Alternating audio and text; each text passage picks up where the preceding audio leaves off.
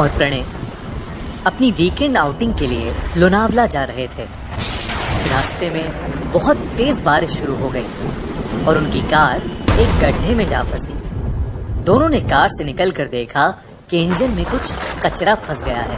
उन्होंने बहुत कोशिश की लेकिन वो कार स्टार्ट ही नहीं कर पा रहे थे।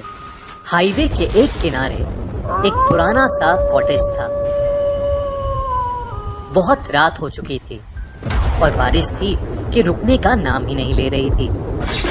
तो उन्होंने सोचा कि वो दोनों आज रात उस कॉटेज में ही रुक जाएंगे और सुबह कार ठीक करवा के आराम से लोनावला चले जाएंगे। बारिश की वजह से उन दोनों के शरीर पर काफी कीचड़ लग गई थी। जैसे ही उन्हें रूम मिला तब उसने देखा कि ना ही शावर और ना ही बाथरूम का नल काम कर रहे हैं। उन्होंने रिसेप्शन पर कई बार फोन लगाया लेकिन किसी ने भी फोन नहीं उठाया। प्रणय बहुत गुस्से में नीचे रिसेप्शन तक गया। उसने देखा कि रिसेप्शनिस्ट ईयरफोन लगा के मोबाइल पर कुछ देख रहा था। प्रणय ने उसके हाथ से फोन छीना और उसे बहुत सुनाया। वो उस रिसेप्शनिस्ट पर चिल्ला ही रहा था कि उधर उसकी वाइफ स्नेहा को अचानक शावर से पानी गिरने की आवाज आई। जब वो बाथरूम में गई तब उसने देखा कि पानी आने लगा था।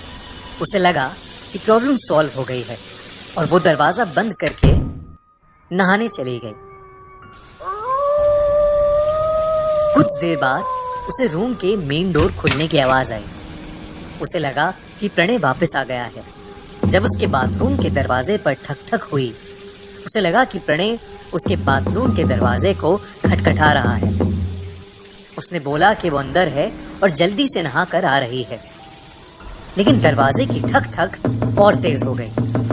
स्नेहा को लगा कि शायद उसकी आवाज बाहर तक नहीं जा रही, तो उसने शावर बंद करने का ट्राई किया, लेकिन वो शावर बंद ही नहीं हो रहा था।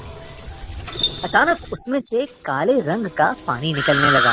स्नेहा ने तुरंत अपना टॉवल पहन लिया।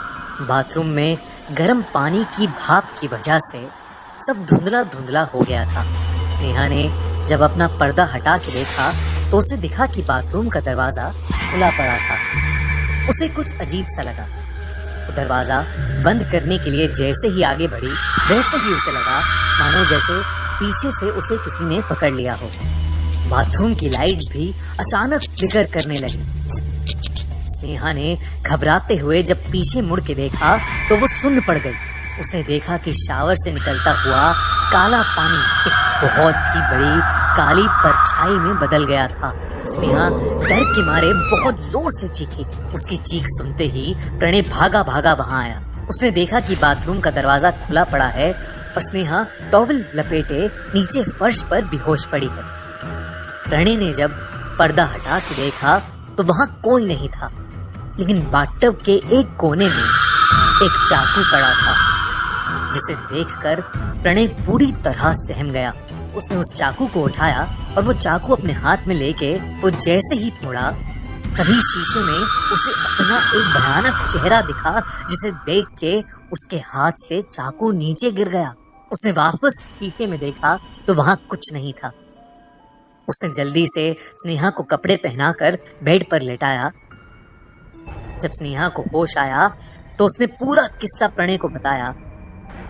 वो दोनों उसी रात एक कार बुलवा के वापस अपने घर आ गए। उन्हें आज तक समझ नहीं आया कि उनके साथ क्या हुआ था। क्या उस कॉटेज में कोई मर्डरर या रेपिस्ट था या कोई भूत था जो उन्हें सता रहा था।